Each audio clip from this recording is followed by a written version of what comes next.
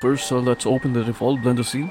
We'll delete everything. So we'll just we'll add in a path, and we'll rotate it in 90 degrees to 90 degrees. And going into wireframe mode, as you can see, I've turned on the screencast key. So if you want to follow along, then you can do so with the screencast keys as well. So I'll just give it this bend so that I can make a straw out of it. So let me show you how I make a straw. So after this shape, basic shape is formed, I'll just go into the, what is it called, object data properties for the curves. So out here you can see it's on the 3D, so resolution preview. So this resolution gives you, let me show you first. Let me show you geometry. Go under geometry tab, you can find depth. So when you hold shift and then you slightly drag this outwards, you can see the increments are gradually getting bigger. So you did that. Now the pipe, as you can see, if you go into wireframe mode, you can see these inner structures of how the path has been built. So this resolution, if it's 12 here, will give you this many rings and edge loops. And if you go and do this 24, now you can see that all these rings, it has multiplied by 2. So we'll keep it at that. I will go to solid view. Let's see. Right now, as you can see, this is still a curve, so we need to make this curve into a mesh. So what we'll do is, as you can already see, convert to mesh. So once you convert it to mesh, now you will be able to go into the mesh and make edits like this. Like if you want to pull out a vertex like a face for no reason, you can do so.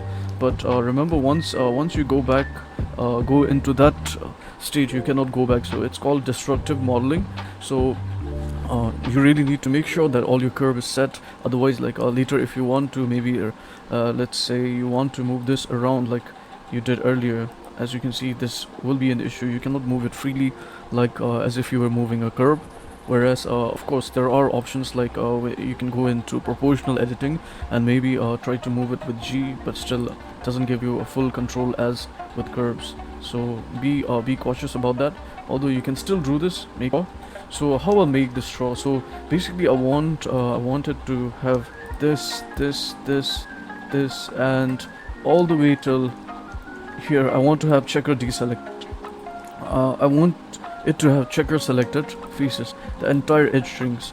Well, there are several ways to doing this, but let me show you how I do this kind of selection. So firstly, I'll go here. Right now I'm in edit mode, and I've selected this. I've selected the edge. Selected the edge ring. Sorry, what is it called? Edge. Okay, I'm in edge select mode. So by pressing 1, you go there on vertex select mode, 2 edge select mode, and 3 face select mode.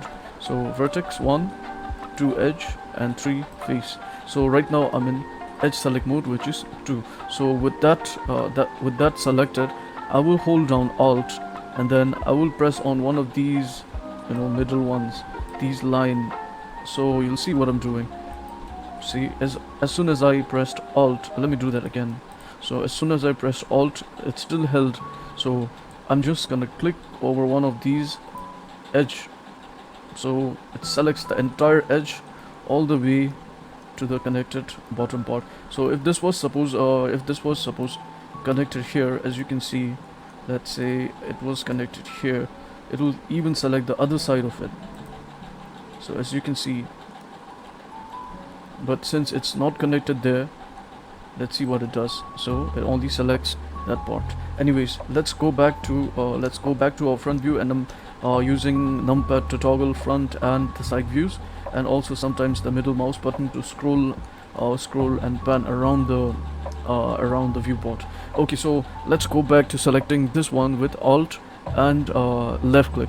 Okay, so we've done that selection. Now what I want to do is I want to select all these faces, just like I showed you earlier. I want to select all these faces, but I want to leave these faces in between. So what I want to do is, firstly I'll go here and select, as you can see, select checker deselect. As you can see, these areas, these ones are now grayed out. That means they are not selected anymore. So this has happened all the way till the bottom.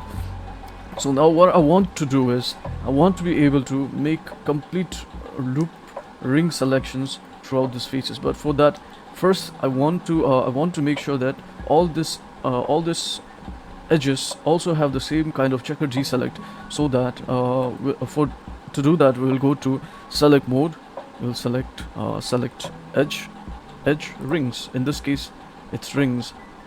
So we have selected all the edge rings, and you can see how it's selected. If you can't see properly, you can go here.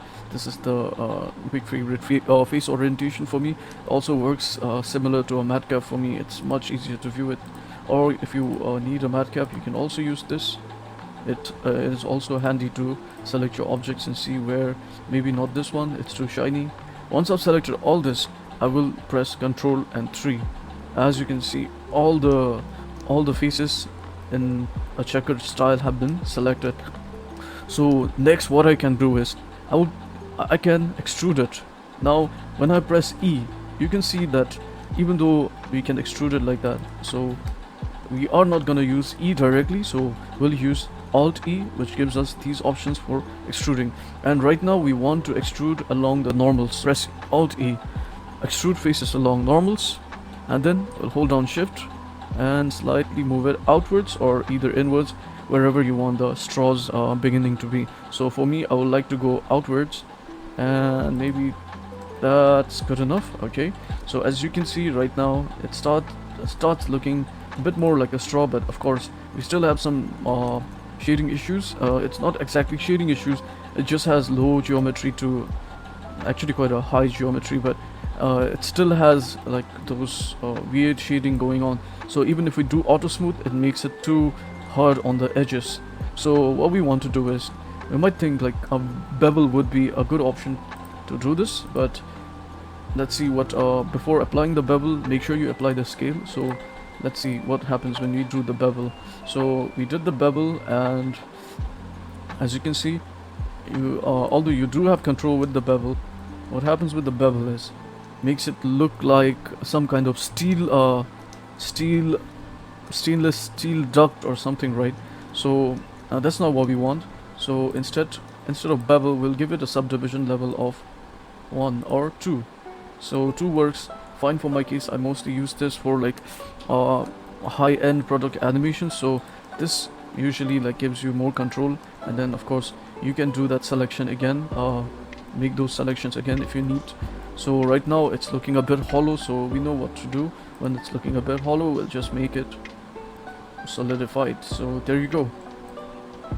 So you can adjust this, you can adjust the solidity. Is that a word?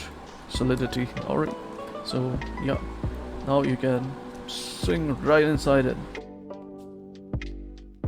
Alright guys, thank you for watching. If you stayed till the end, I hope to make more tutorials like this. And although I'm not a really professional artist, I really hope that my tutorials will be helpful to some people who were like me at some stage, trying to figure out how to do this, or not knowing and going and selecting each and every face there was. Okay guys, cheerios, see ya.